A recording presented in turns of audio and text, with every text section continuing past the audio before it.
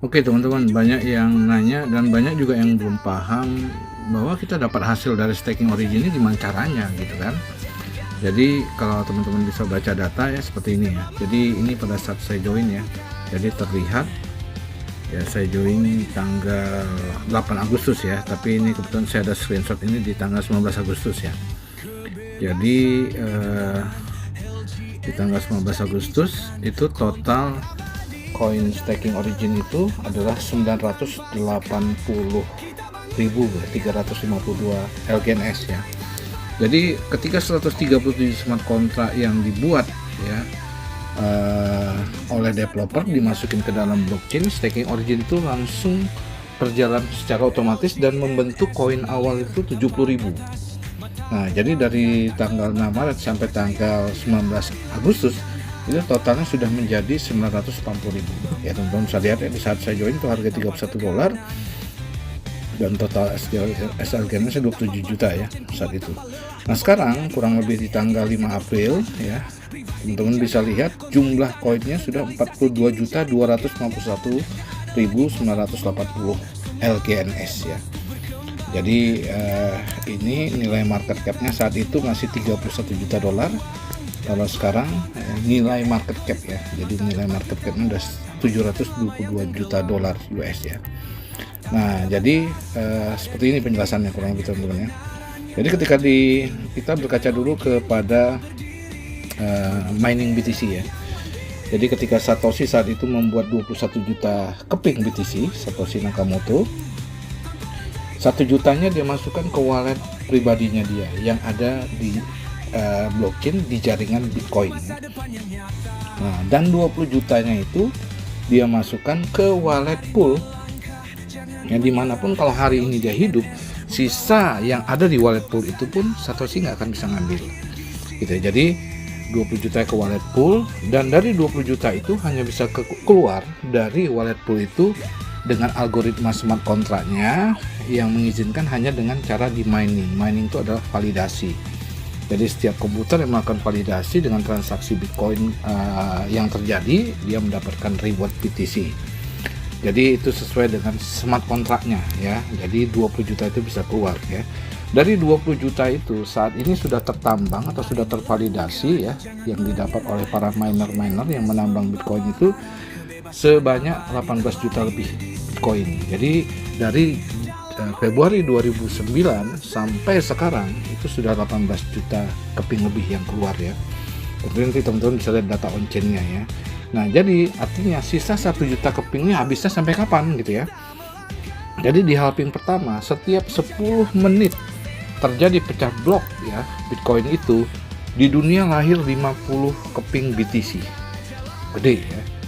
Nah setelah halving yang kedua ya, itu tepatnya halving pertama itu di tahun 2012-2013, di halving kedua di tahun 2016-17, yaitu setiap pecah blok ya per 10 menit dunia lahir 25 Bitcoin gitu ya. Dan saat itu harganya teman-teman bisa tahu lah ya.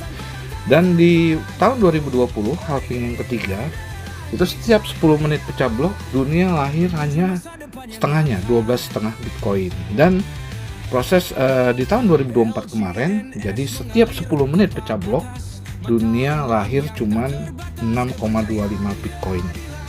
Nah sampai kapan ya sisanya ini akan habis sampai halving yang kesekian, diprediksi tahunnya 2140. Jadi di halving yang sekian jumlah BTC sekian 0. Jadi BTC itu akan habis di tahun 2140. Pertanyaannya, di tahun 2140 harga BTC berapa? Hari ini harga BTC 1,2 sampai 1,3 miliar. Kemarin sentuh 1,7 miliar.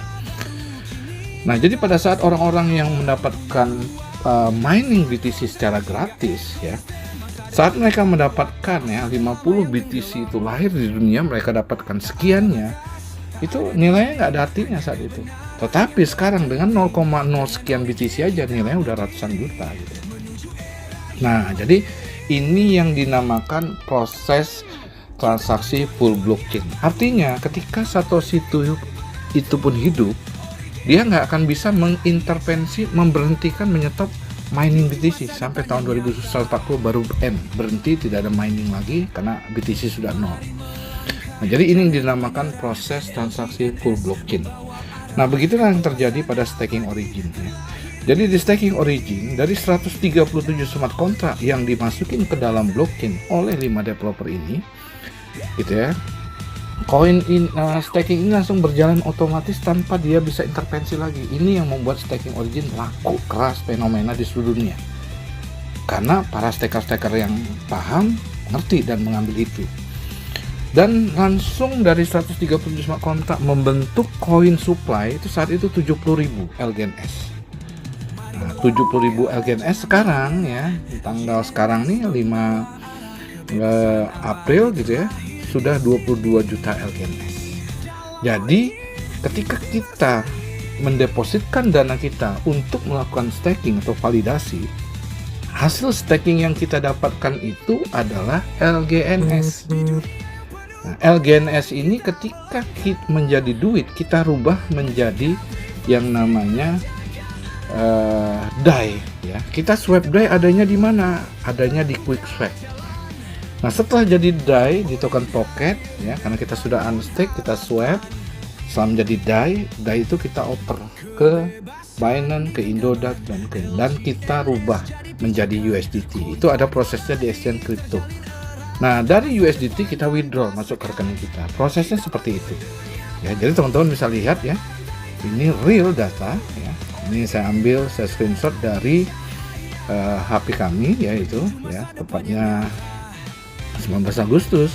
Real supply-nya saat itu baru 980.000 ya LGNS. Jadi sekarang dengan masuknya deposit USDT dirubah menjadi DAI di swap ke LGNS, dia bertambah sendiri. Nah, pertambahan ini tidak menggunakan Pertamax Turbo, nggak menggunakan Pertalite, nggak ada biaya transportasi, nggak ada biaya operasional, tidak menggunakan harus makan gado-gado dulu. Pertambahan ini secara otomatis angka bertambah. Inilah yang namanya amazing dalam dunia staking. Staking ini bukan trading, bukan investment. Jadi ketika Anda mendepositkan dana Anda di sini, Anda tidak mendepositkan dana Anda dipegang oleh developer, tapi deposit kita seperti yang saya jelaskan itu adalah masuk ke wallet pool, di mana di wallet pool hanya bisa keluar ketika kita withdraw. Nah, pada saat kita tarik, kita withdraw, stok untuk ya menjadi rupiah berawal daripada LGNS ini yang akan berkurang ketika kita withdraw. Nah, itulah semua nanti akan bisa dilihat di DEX Screener.